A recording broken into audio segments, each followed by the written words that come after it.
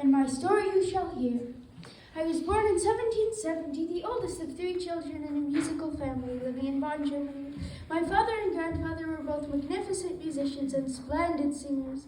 Sadly, my grandfather died when I was just 3 years old, and my father began drinking excessively. At the age of 4, my father began to teach me how to play the piano. He often woke me at night, making me play till early in the morning. Eventually, I became quite good, and by the age of 8, he began charging people to hear me play. Soon, I got a new teacher, the Prince of Bonn's organ player. His name was Christian Neef. Neef, at 12, would sometimes leave me to play the organ and direct the orchestra alone when I was 12. Later in life, the Prince of Bonn sent me to Vienna to study with the greatly magnificent composer Wolfgang Mozart. Surprised and excited, I set off for Vienna. At last, at the home of Mozart, I wondered anxiously, would the grand composer like my music? Soon I stood before the master Mozart and his friends. Mozart requested, "Let's see what you can do." So with that, I sat down at the bench and began to play. As I finished, Mozart stood to leave the room, but for me, this would not do. "Wait, please," I called out, for I wanted him to see what I really could do. "Please, just play something for me," I called out, "and stay to see what I really can do." So, reluctantly agreeing, Mozart sat at the bench and played a melody. When he finished, I quickly sat down, pondered for a moment, and then a beautiful melody began to ring through the house of the great master, much like the one Mozart had played, except I had made changes, wonderful changes. Mozart was impressed, as he should have been. He smiled and then whispered to his friends, "Keep your eyes on this young man. He will make a noise in the world someday."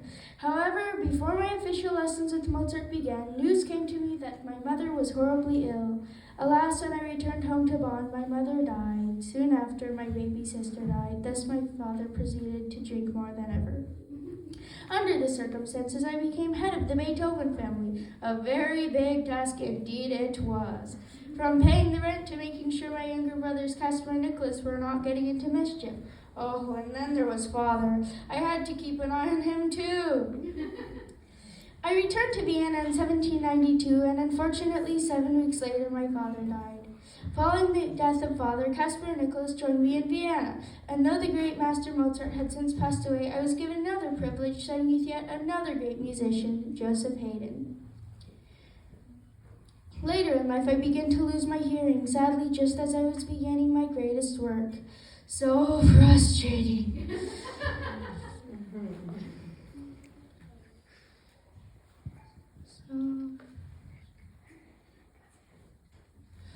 Because I had quite a strong and forceful personality, people often thought I was rude or even crazy. I unfortunately couldn't correctly converse with people due to my loss of hearing, and I did not want anyone knowing their great composer could barely hear his own music. So I rarely made conversation myself. I was most likely known best for my 9 extraordinary symphonies. I used larger orchestras and was able to provoke strange and different moods. In my heart, I believed that music should strike fire from the heart of men and bring tears from the eyes of women. As my fame grew, nature became my escape from the chaos of the city.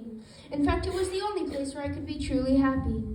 Unlike most people who fear thunderstorms, I found them most amusing. I can picture the storms now, lightning lighting luminously in a thunder-shaken sky and the rain beating heavily to the ground. Whether it was birds singing or thunder roaring, I could always find music in nature. But let's go back to the symphonies. Upon completion of my 9th symphony, the time had come to perform. Devastatingly, we were only able to rehearse twice before the huge debut. There I stood with my back to the audience. I had just completed conducting the orchestra. How hard it was not to hear the symphony I composed.